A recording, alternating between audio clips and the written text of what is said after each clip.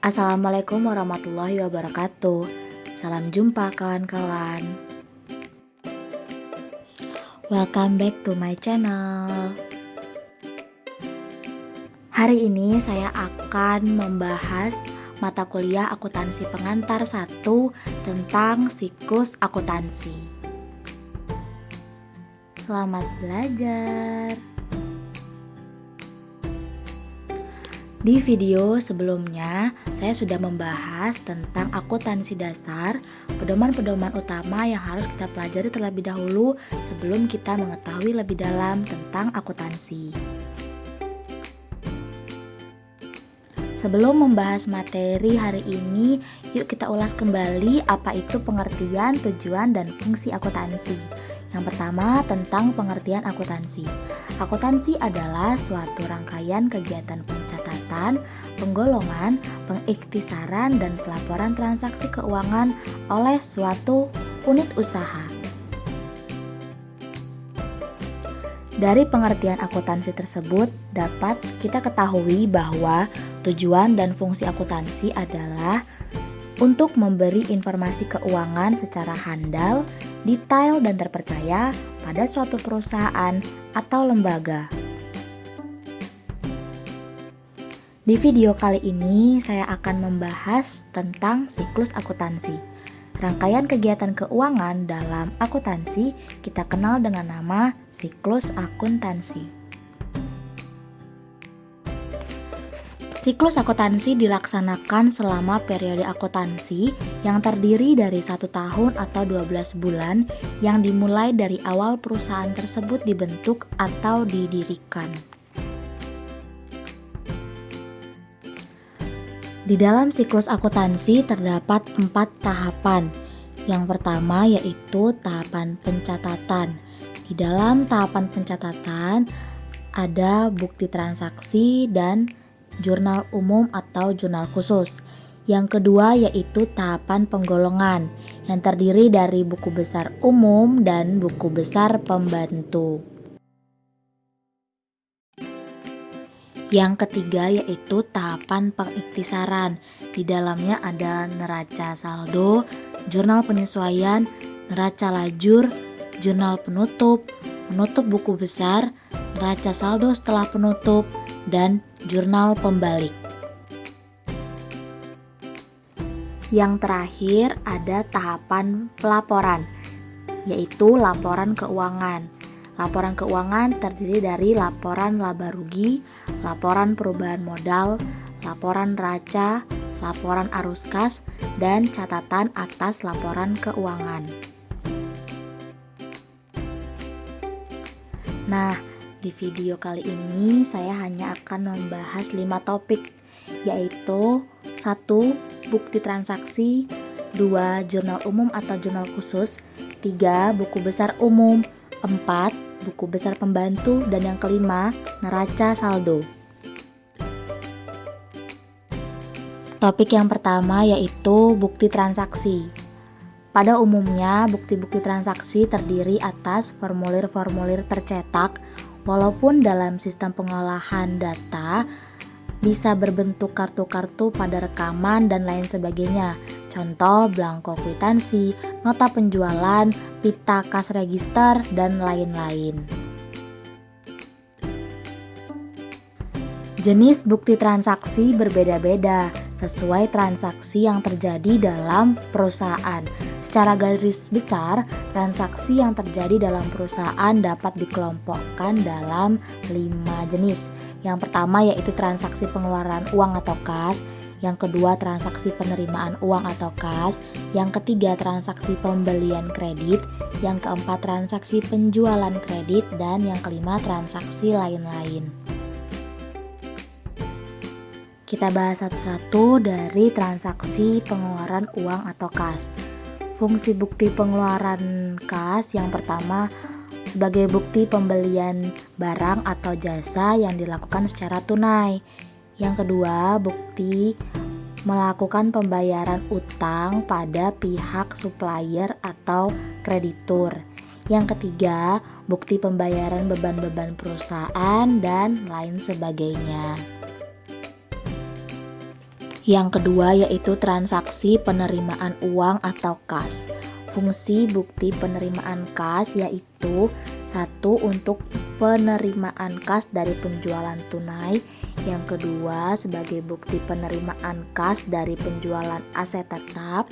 Yang ketiga, sebagai bukti penerimaan kas dari piutang dan lain-lain.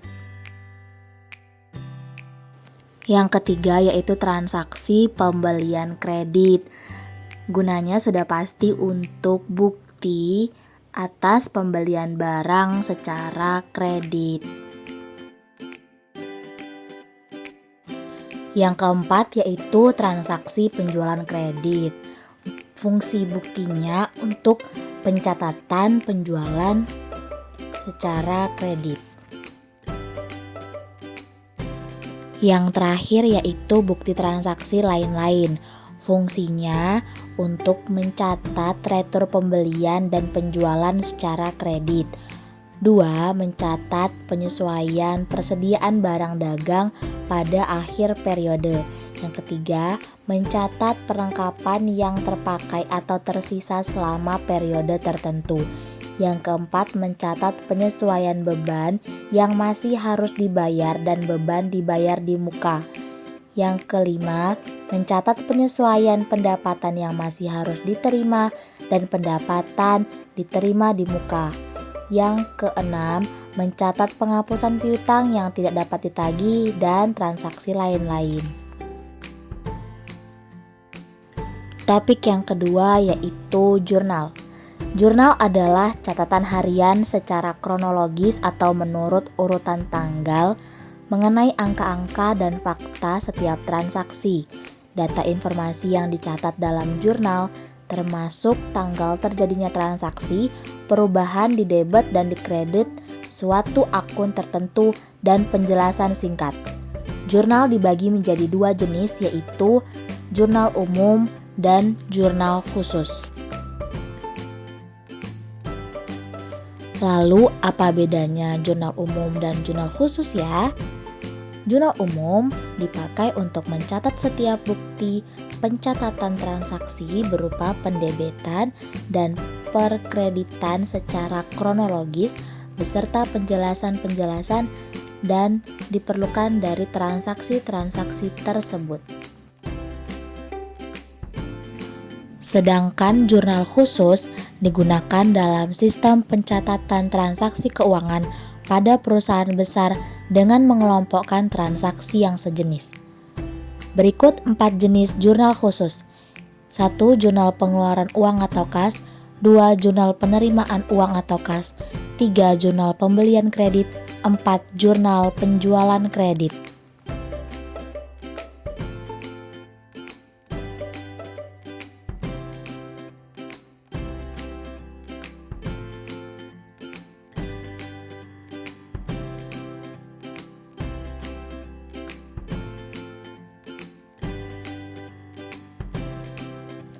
Nah, itu bentuk-bentuk jurnal khusus. Sekarang kita pelajari yang ketiga yaitu buku besar umum. Buku besar adalah buku yang berisi atau memuat semua akun yang dipergunakan oleh perusahaan. Akun dapat berbentuk kartu-kartu. Kumpulan kartu-kartu inilah yang disebut juga dengan buku besar. Buku besar yang berisi akun-akun harta, kewajiban, ekuitas pemilik, pendapatan dan beban disebut buku besar umum atau general ledger. Setiap akun memiliki halaman tersendiri dalam buku besar dan memiliki nomor identifikasi sendiri. Kolom-kolom dalam akun tersebut setidaknya harus memuat informasi tentang tanggal, kolom referensi jurnal, kolom debit, dan kolom kredit.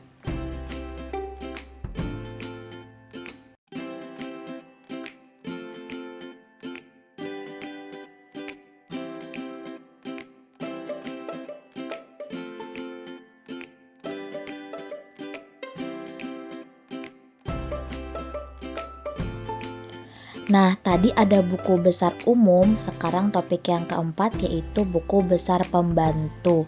Apa sih bedanya? Nah, kalau buku besar pembantu merupakan perluasan dari buku besar umum. Catatan dalam buku besar pembantu merupakan rincian dari salah satu akun buku besar. Buku besar pembantu atau disingkat dengan buku pembantu yang akan dibahas pada bagian ini meliputi buku besar pembantu hutang dan buku besar pembantu piutang. Oke, yang pertama yaitu buku pembantu hutang. Buku pembantu hutang merupakan kumpulan akun kreditor atau pihak kepada siapa perusahaan mempunyai hutang. Bentuk akun dalam buku pembantu tidak berbeda dengan bentuk akun buku besar umum. Sumber pencatatan dalam buku pembantu hutang terdiri atas faktur pembelian, bukti pengeluaran kas untuk pembayaran hutang, dan nota debit atau kredit. Selanjutnya ada buku pembantu piutang yang merupakan kumpulan akun debitur, pihak kepada siapa perusahaan menerima piutang. Bentuk akun dalam buku pembantu tidak berbeda dengan bentuk akun buku besar umumnya. Pada dasarnya sama dengan cara-cara pencatatan dalam buku pembantu hutang. Bukti transaksi yang dicatat dalam buku pembantu piutang meliputi faktur penjualan, bukti penerimaan kas untuk penerimaan tagihan piutang, nota debit atau kredit sebagai bukti retur penjualan atau pengurangan harga. Baik, kita masuk ke topik yang terakhir yaitu neraca saldo. Neraca saldo adalah selisih antara jumlah sisi debit dengan jumlah sisi kredit. Jika jumlah sisi debit suatu rekening lebih besar daripada jumlah sisi kreditnya, maka saldo rekening tersebut dinamakan saldo debit. Sebaliknya, apabila jumlah sisi kredit suatu rekening lebih besar daripada sisi debitnya, maka saldo rekening tersebut dinamakan saldo kredit. Neraca saldo adalah daftar dari akun-akun buku besar dan saldo-saldonya pada saat tertentu.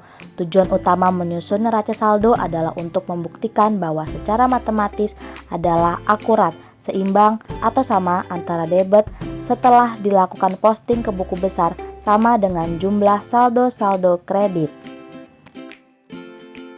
Bagaimana cara prosedur menyusun neraca saldo? Yaitu 1. Susun daftar nama-nama akun dan saldonya. Yang kedua, menjumlahkan kolom debit dan kolom kredit. Yang ketiga, membuktikan keseimbangan antara debit dan kredit. Nah, itulah penjelasan terkait 5 topik yang hari ini saya bahas.